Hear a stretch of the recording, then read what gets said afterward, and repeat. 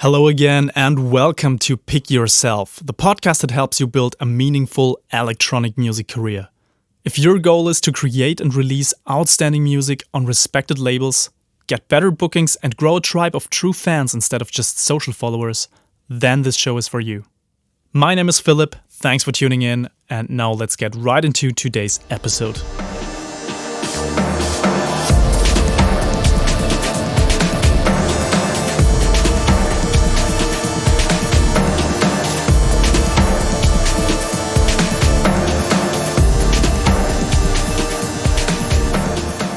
Welcome to episode 46 of Pick Yourself. I'm super happy to have you here with me again. Welcome to the show. If you're a first-time listener, make sure to subscribe to the show on your podcast app because we have a lot of great stuff coming up soon. And if you're a long-time listener, then thanks a lot for sticking with me. Thanks for being so loyal. It really means a lot. I appreciate it. And you have the power to shape the show. So I'm right now outlining the episodes for the next weeks. So if you have something, a topic or an idea or a question that you want me to talk about, then this is your chance to get basically direct response in podcast format. So hit me up. You can shoot me an email, philip@kopilko-productions.com, or you simply join our Facebook community. That is possible via pickyourselfpodcast.com/community. Just join this community and you can directly post questions and episode ideas and so on, and I will pick them up. I will also directly respond in that group, and a lot of great other members will join in as well. Now, once again, this show will always remain free. It's a resource that you can go back to whenever you want, and you can take all the knowledge with you completely for free. The only thing that I'm asking for is for you to contribute. So this needs to be a two-way communication because I want to create content that is completely 100% tailor-made for you. It helps you cope with real struggles that you're facing. It helps you deal with situations that you're facing in your artist career. So definitely take your time and write me an email or leave a comment because this really helps me provide the best experience for you. Now, before we jump into this week's topic, let me quickly point you to a resource that goes with this podcast. It's called The 7 Strategies of Highly Successful Electronic Music Artists. You can get it at pickyourselfpodcast.com/free. And that is a free guide, takes you like 5 minutes to read, which is providing massive value because these strategies are coming from people that I've worked with, people that I have close contact with, people that are super successful in their respective artist careers, and there's a reason for that. They have done things differently than most other artists. Now, in this guide, I'm giving you the 7 strategies that have proven to be most effective, and you can simply implement these learnings one by one and then see the difference on your own artist career outcome. All right, now let's talk about this week's episode topic, and that is the best music marketing strategies.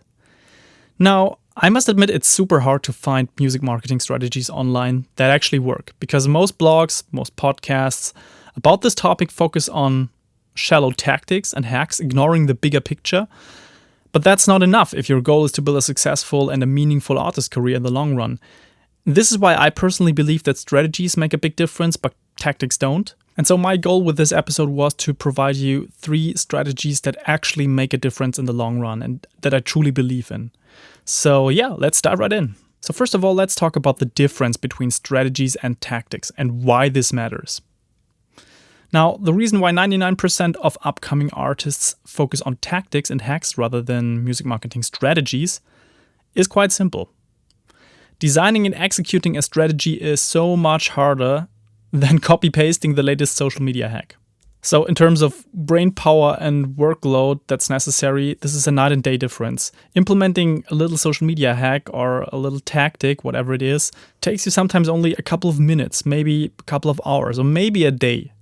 But designing and executing a strategy is really, really hard and time-consuming.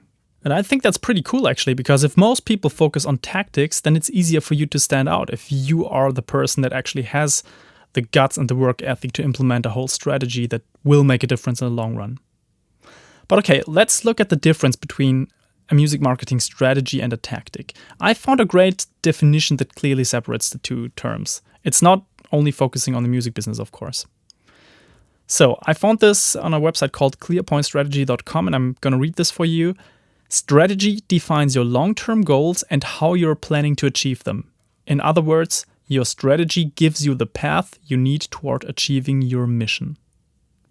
Tactics are much more concrete and are often oriented toward smaller steps and shorter time frame along the way.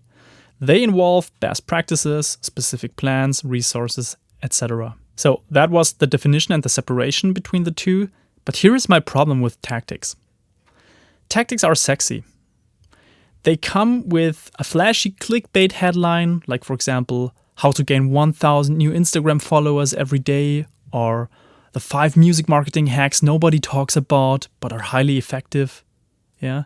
So don't you instantly want to read something like that? Of course, this is like the stuff that's popping up again and again in your newsfeed. And I mean, there's nothing wrong with picking a catchy headline, but the problem is when you're being pulled into such an article or a video or a podcast episode, and the information you get is so shallow and so tactics focused that it just doesn't make a difference at all, then this creates a problem because you think you stumble upon a solution, but actually that's not the solution to the problem that you're facing in reality in your artist career.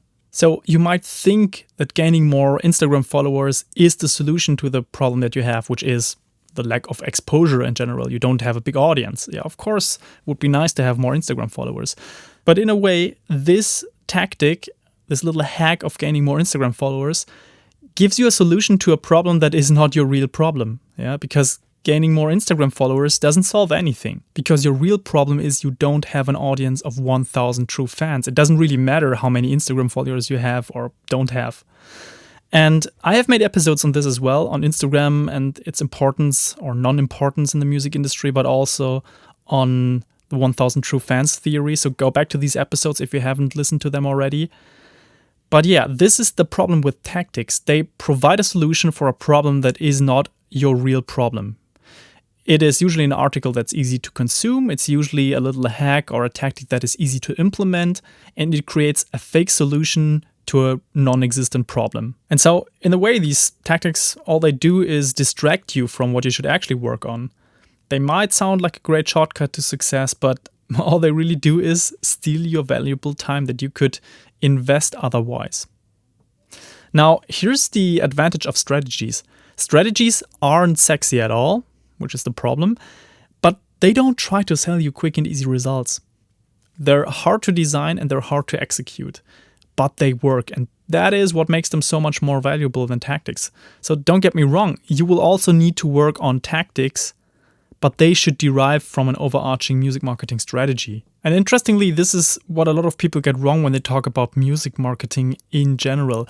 They think that music marketing is just a collection of manipulative little tactics that try to basically screw people over and trick them into checking you out or listening to your stuff and hopefully then sticking with you.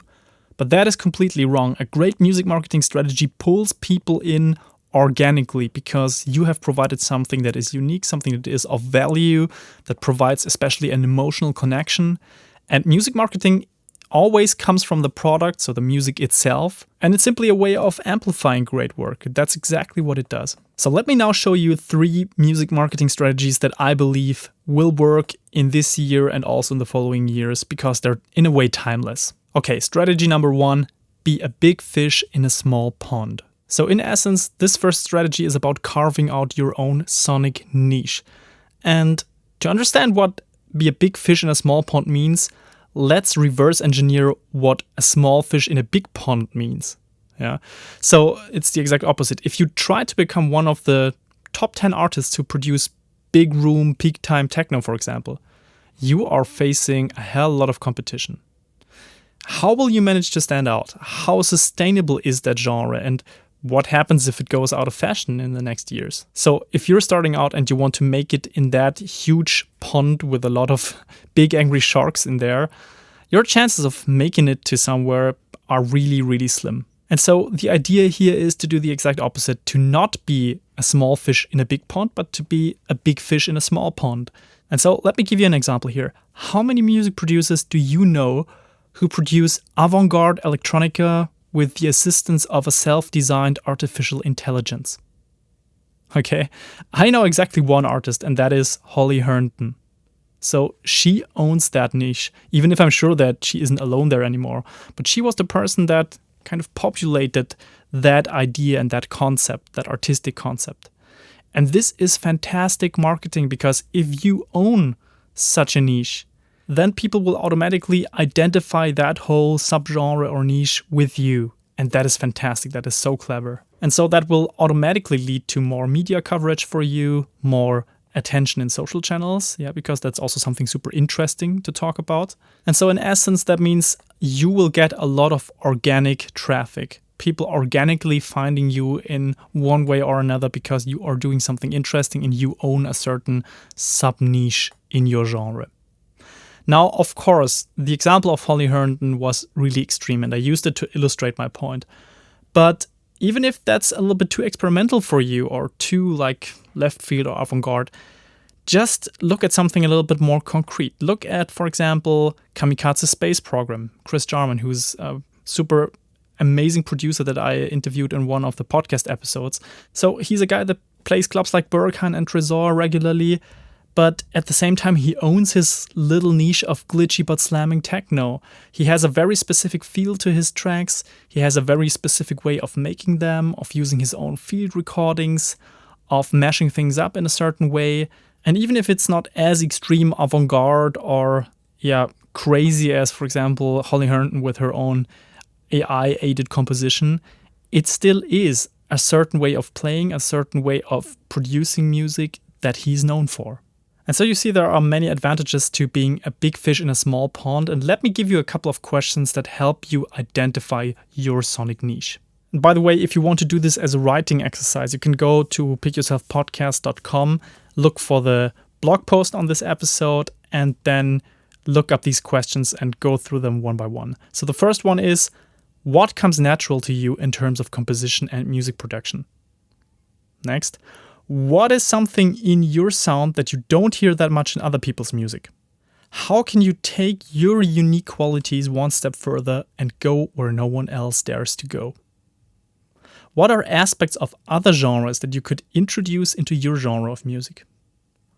Can you merge two styles of music production in your genre and create something that hasn't been done in this way yet? Okay, so the bottom line of this is you don't have to reinvent the wheel, but you definitely want to aim for redesigning it. Your only chance to grow a fanbase of 1,000 true fans is to offer something that they don't find anywhere else. They are not looking for a copy of their favorite artist, and they are not looking for a copy of your favorite artist. Okay, so try to carve out your own sonic identity and try to be a big fish in a small pond. Okay, let's come to strategy number 2. When everybody zigs, zag. Okay, what does that mean? This music marketing strategy focuses on differentiating yourself from the current mainstream of your genre. And the easiest way to stand out is to do the exact opposite of what everyone else is doing. And this is coming from a book that is super interesting by Martin Neumeier called Zag. Yeah, I've linked to that book in the show notes for this episode. What's important here is to not only do something different for the sake of doing something different. Yeah, this is really important. It has to be natural. So think about this strategically and ask yourself the following questions. What is something that everyone else in your genre is doing, but somehow it doesn't resonate with you at all? How could you offer an interesting alternative to that? And thirdly, what are some things that you already do differently but haven't highlighted yet in your music or in your branding? So let me give you some examples. When techno is getting faster and faster, you could take the opposite direction and create something slower, but still heavy.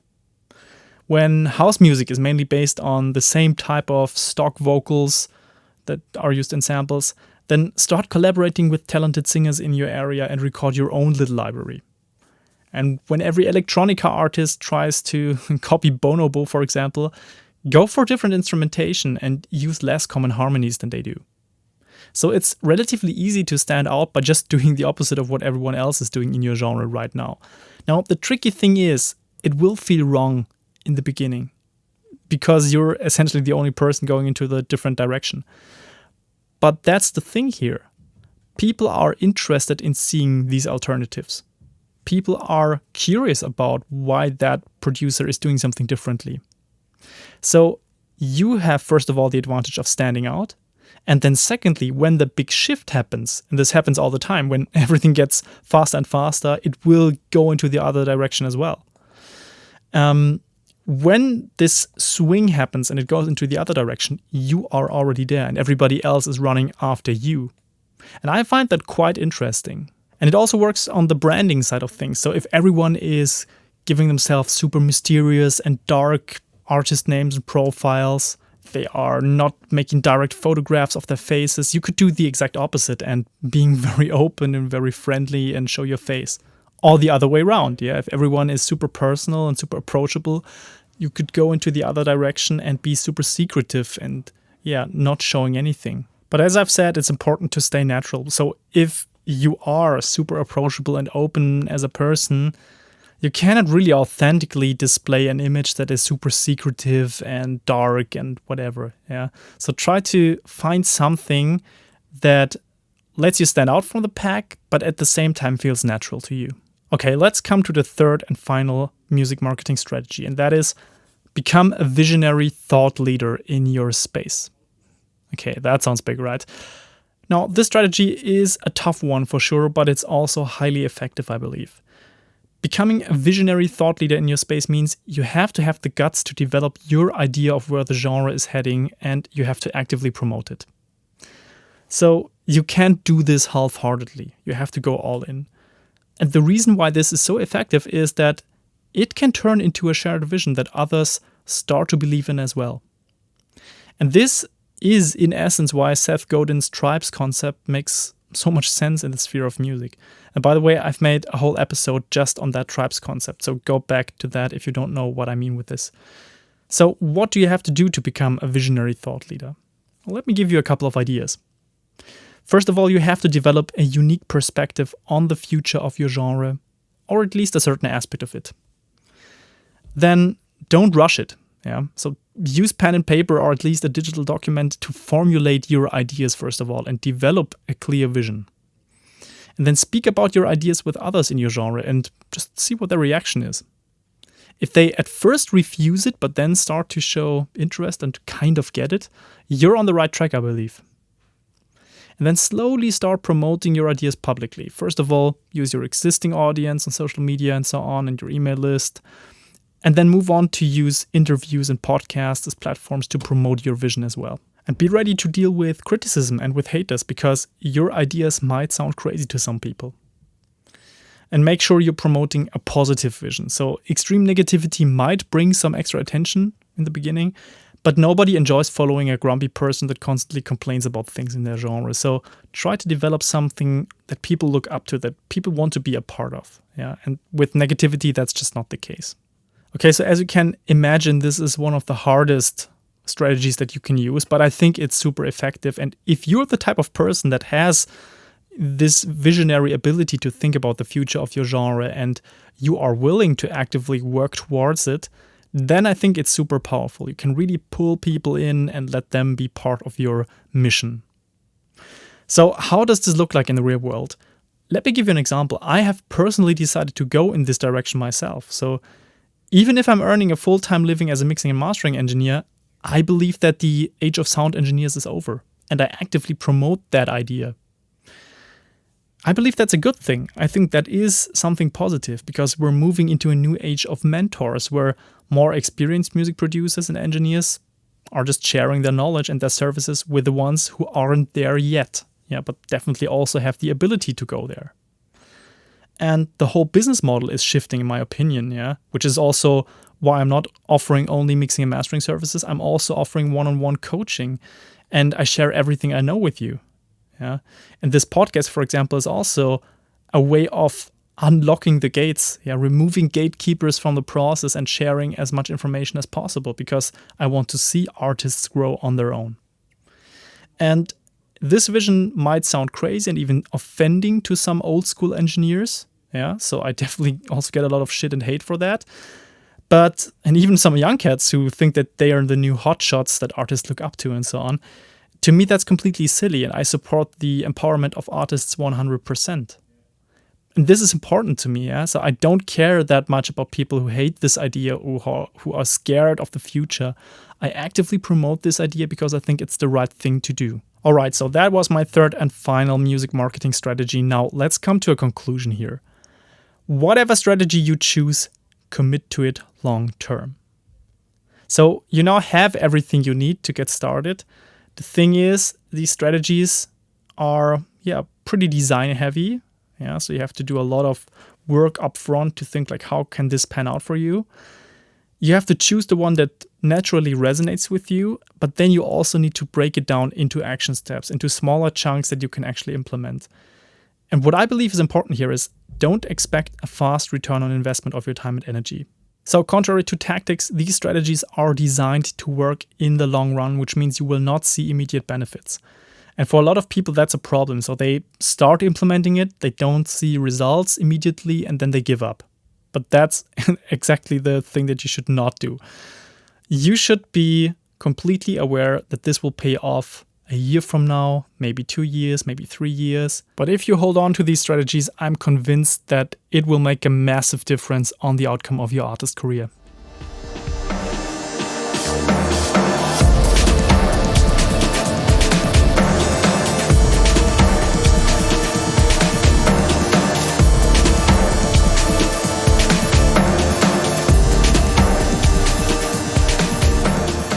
Okay, so let's put this into action now. How should you get started with these music marketing strategies? So here are my 3 action steps for you. The first one is analyze your current strategy and positioning. So, do you already follow a music marketing strategy? And if so, what characterizes it? How are you positioned in your genre? Is there something that lets you stand out from the rest? What are some weak spots in your branding and in your positioning? So just collect a list of bullet points for this and see what your opportunities are in this current position that you are in. Action step number 2, decide which of these music marketing strategies feels the most natural to you. So just commit to at least one of these strategies that we've talked about in this episode and choose the one that resonates with you naturally, because this can only work if you really stand behind it. And be ready to play the long-term game here, because there's just no way you will see quick wins. Action step number 3, start implementing the strategy by breaking down the next steps you need to take right now. So it's easy to feel overwhelmed with such a big strategy. So start breaking it down into sub-tactics and action steps, because then these tactics derive from the overarching strategy. And you start with the first small steps and then you build up momentum to move in the right direction. Okay. That's it for this week's episode. Now, I would love to hear from you. Which of these strategies do you think works best and why? You can leave a comment. Just go to pickyourselfpodcast.com and look for this episode's blog post. Leave a comment below there, or you simply hit me up with an email, philip@copilco-productions.com. But you can also just join our Facebook community, because we have a dedicated discussion thread for every single episode, and I would love to see you there. Go to pickyourselfpodcast.com/community. Last but not least, if you want to move your artist career in the right direction, just go to pickyourselfpodcast.com/free and download the 7 strategies of highly successful electronic music artists. I really believe that this resource makes a difference, and I highly recommend getting it. Just go to pickyourselfpodcast.com/free. It will help you massively, and if you have further questions, just hit me up. I'm happy to help. Best wishes, bye-bye, and see you next week.